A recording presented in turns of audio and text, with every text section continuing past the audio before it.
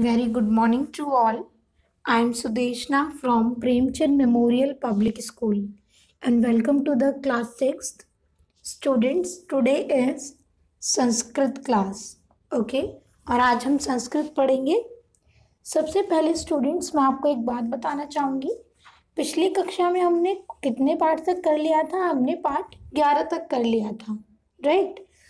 और आज हमें पाठ 12 करना है, पर हम आज पाठ 12 ना पढ़ करके पाठ 13 पढ़ेंगे, ठीक है? क्योंकि पाठ 12 में सभी वाक्य इस प्रकार दिए गए हैं कि जिसमें सभी लकारों का इस्तेमाल किया गया है और अभी तक आपने उन सभी लकारों का अध्ययन किया ही नहीं है, ठीक है? तो इसलिए हम इस पाठ को छोड़ देंगे. जब हम सभी लकारों का अध्ययन कर लेंगे उसके बाद हम इस पाठ को पढ़ेंगे ताकि आप लोगों को पढ़ने में कोई कठिनाई ना हो, ठीक है? तो आज हम पाठ 13 और 14 पढ़ेंगे, ठीक है? क्योंकि हमारे पास टाइम बहुत कम है और सिलेबस बहुत ज़्यादा है, ठीक है स्टूडेंट्स? तो कि क्या है, आज हम लट लकार पढ़ेंगे, ठीक है? तो उसी से ये दोनों पाठ उसी से संबंधित हैं, लट लकार से ही, ठीक है? तो चलिए हम शुरू करते हैं. आप सभी लोग ध्यान से सुनिएगा. लट लकार क्या है स्टूडेंट्स? वो एक धातु रूप है, ठीक है? धातु रूप है और लट लकार को हिंदी में हम वर्तमान काल भी कहते हैं, ठीक है? तो इन धातु रूपों से हमें क्या पता चलता है कि हम किस समय की बात कर रहे हैं. हमें समय का ज्ञान होता है. हम प्रेजेंट की बात कर रहे हैं या पास्ट की बात कर रहे हैं या फ्यूचर की बात कर रहे हैं, ठीक है? भूत, वर्तमान, भविष्य, इन तीनों कालों का हमें पता चलता है. तो आज हम वर्तमान काल के बारे में पढ़ेंगे स्टूडेंट्स. ये मैं आपको पहले भी पढ़ा चुकी हूँ पर फिर भी मैं आपको रिवाइज करा देती हूँ, ठीक है? तो आज हम वर्तमान काल के बारे में पढ़ेंगे. स्टूडेंट्स, कोई भी लकार पढ़ने से पहले आपको ये बहुत अच्छे तरीके से याद होना चाहिए जिससे कि आपको आगे कोई कठिनाई ना हो, ठीक है? यहाँ पर जो भी क्रिया होगी वो किसके लिए होगी? वह मतलब एक के लिए होगी, ठीक है? एक वचन के लिए होगी और प्रथम पुरुष वो होगा, ठीक है?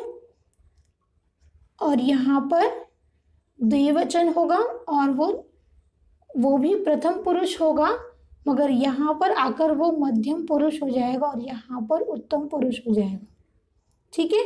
ये तीनों जब ये सीधे चलते हैं तो ये क्या होते हैं? प्रथम पुरुष के होते हैं और जब ये खड़े चलते हैं तो ये क्या होंगे? इनमें पुरुष चेंज होते रहेंगे मगर वचन एक रहेगा, ठीक है? तो चलिए इन्हें मैं आपको समझा देती हूँ. वह का अर्थ, सह का अर्थ है वह, तौ का अर्थ है वे दो, ते का अर्थ है वे सब.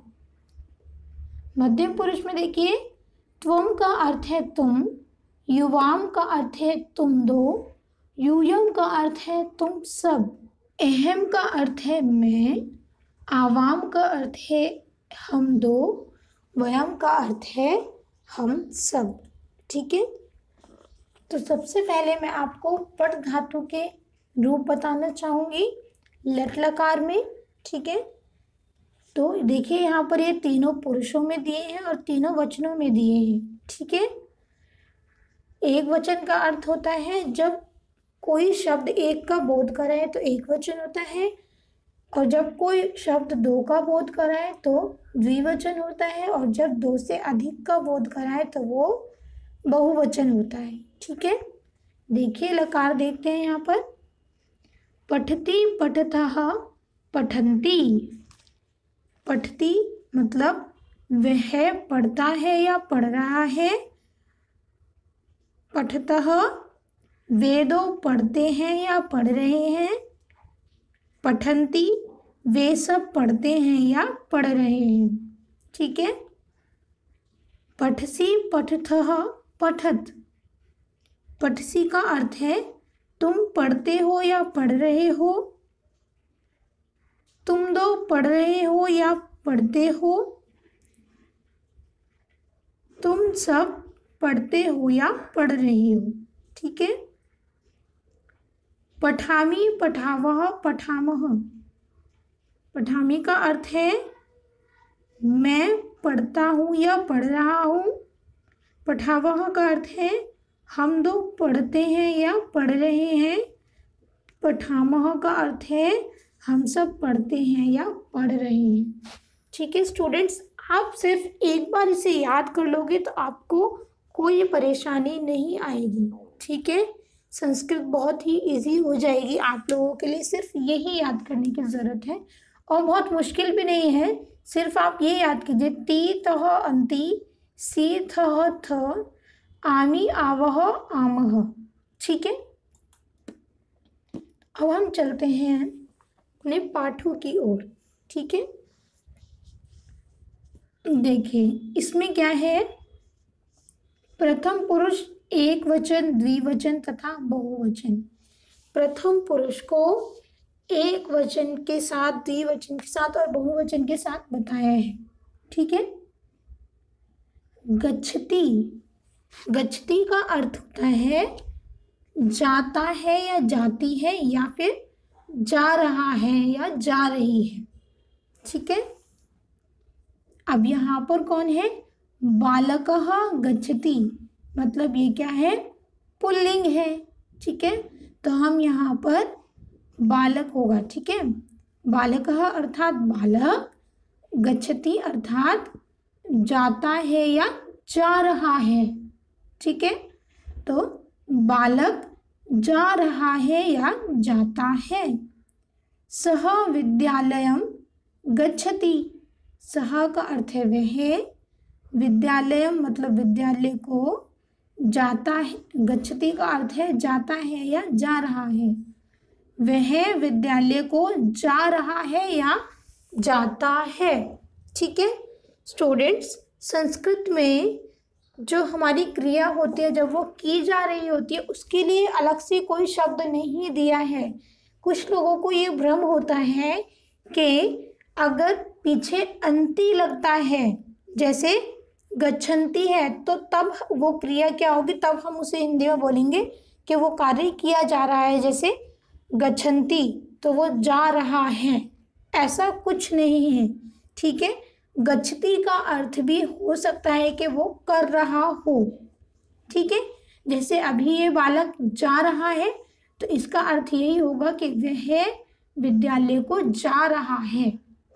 ठीक है स्टूडेंट्स, या हम ये भी कह सकते हैं कि वो जाता है, इसमें कोई प्रॉब्लम नहीं है।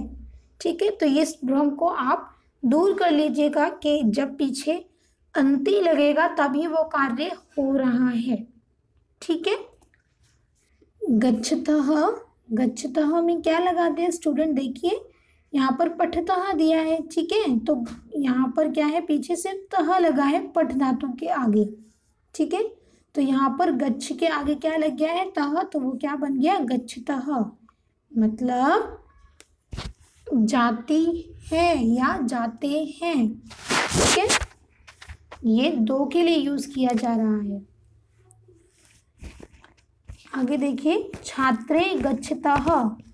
छात्रे मतलब दो छात्र, गच्छतः जाते हैं या जा रही हैं, तो दो छात्र जा रही हैं या जाती हैं। ते गृहम गच्छतः। अब आप कहेंगे स्टूडेंट यहाँ पर ते तो बहुवचन में दिया है और यहाँ पर द्विवचन में दिया है। तो स्टूडेंट्स मैं आपको एक बात बता दूँ कि ये जो ते है ये स्त्रीलिंग के लिए यूज़ किया है और यहाँ पर पुल्लिंग के लिए यूज़ किया गया है। ठीक है, तो जब हम पुल्लिंग की बात करते हैं तो ते बहुवचन बन जाता है और जब स्त्रीलिंग की बात करते हैं तो वो क्या बन जाता है, वो द्विवचन बन जाता है। ठीक है, तो ते का अर्थ है वे दो, गृहम घर को, गच्छतः जाती हैं या जा रही हैं, तो वे दोनों घर को जाती हैं या जा रही हैं। गच्छन्ति, अब इसके पीछे क्या लगा है, अंति, तो इसका अर्थ होता है, जब हम पीछे अंति लग जाता है, इसका अर्थ है कि वो बहुवचन के लिए बात की जा रही है। ठीक है, बहुवचन के लिए वो क्रिया हो रही है। तो जाते हैं या जा रहे हैं। ठीक है, देखिए बालिकाः गच्छन्ति, बालिकाः क्या है, ये बहुवचन है। ठीक है, स्त्रीलिंग शब्द है, बहुवचन है। गच्छन्ति जा रही हैं या जाती हैं, तो बालिका लड़कियां जाती हैं या जा रही हैं। ताः उद्यानम गच्छन्ति, तो ताः क्या है स्टूडेंट्स, ये बहुवचन है, वे सबके लिए। ठीक है, ये तो पुल्लिंग है, मगर यहाँ पर बात स्त्रीलिंग की हो रही है। ठीक है, तो यहाँ पर क्या होगा, ताः अर्थात वे सभी, उद्यानम बगीचे को, गच्छन्ति जा रही हैं या जाती हैं, तो वे सभी बगीचे को जाती हैं या जा रही हैं। ठीक है स्टूडेंट्स, तो ये हमारा क्या था, प्रथम पुरुष का एकवचन, द्विवचन और बहुवचन था। ठीक है, आगे देखिए, अब मध्यम पुरुष, उत्तम पुरुष का एकवचन, द्विवचन और बहुवचन हम पढ़ेंगे। ठीक है, तो चलिए शुरू करते हैं। माता कहती है, भोः दीपिके त्वं कुत्र गच्छति। भोः अर्थात स्टूडेंट्स जब हम संबोधित करते हैं, ठीक है, संबोधन जब हम करते हैं तब हम भो या हे, अरे का इस्तेमाल करते हैं। ठीक है, तो यहाँ पर दीपिका को संबोधित किया गया है, तो इसलिए यहाँ पर भो लगाया है। तो बोलती हैं, दीपिका त्वं, तुम, कुत्र कहाँ, गच्छसि जाती हो या जा रही हो। तो स्टूडेंट्स अब आप देखिए, त्वम कौन है, यहाँ पर देखिए, त्वम अर्थात तुम। ठीक है, मध्यम पुरुष एक वचन है। ठीक है, तो सिर्फ इस लड़की से पूछा जा रहा है, एक ही दीपिका से पूछा जा रहा है। तो यहाँ पर क्रिया देखिए, इसके साथ कौन सी होनी चाहिए, मध्यम पुरुष एक वचन की क्रिया होनी चाहिए। तो नीचे जाइए, पठसी, तो गच्छ के साथ क्या लगा है, गच्छसी। ठीक है, ऐसे ही बाकी धातु भी इसी प्रकार से यूज की जाती है, उसके सिर्फ पीछे सी लग जाएगा। ठीक है, तो दीपिका तुम कहाँ जाती हो या जा रही हो। दीपिका कहती है, हे माता, इसने भी संबोधित किया, हे माता, अहम, मैं। ठीक है, अब क्या है, उत्तम पुरुष हो गया। जब स्वयं के लिए बात की जाती है, मैं के लिए बात की जाती है, तो वो उत्तम पुरुष हो जाता है। ठीक है, मैं आपको बताती हूँ, हम हमेशा किसी को उत्तम नहीं मानते, अपने आप को सबसे अच्छा मानते हैं ना। तो इस तरीके से याद करिए स्टूडेंट्स, जो उत्तम पुरुष है वो मैं के लिए है। ठीक है, मेरे लिए है, मैं हूँ वो। ठीक है, तो अहम मतलब मैं, विद्यालयम मतलब विद्यालय को, गच्छामि क्रिया देखिए, उत्तम पुरुष एक वचन की क्रिया होनी चाहिए, तो वही लगी है, आमी लग गया है पट के पीछे, और यहाँ पर गच्छ के पीछे भी आमी लग गया, तो वो क्या हो गया, गच्छामि। ठीक है, तो हे माता, मैं विद्यालय को जाती हूँ या जा रही हूँ। ठीक है, अब देखिए, अध्यापक कहते हैं, हे महेंद्र, हे रमे, युवां किम पठतः।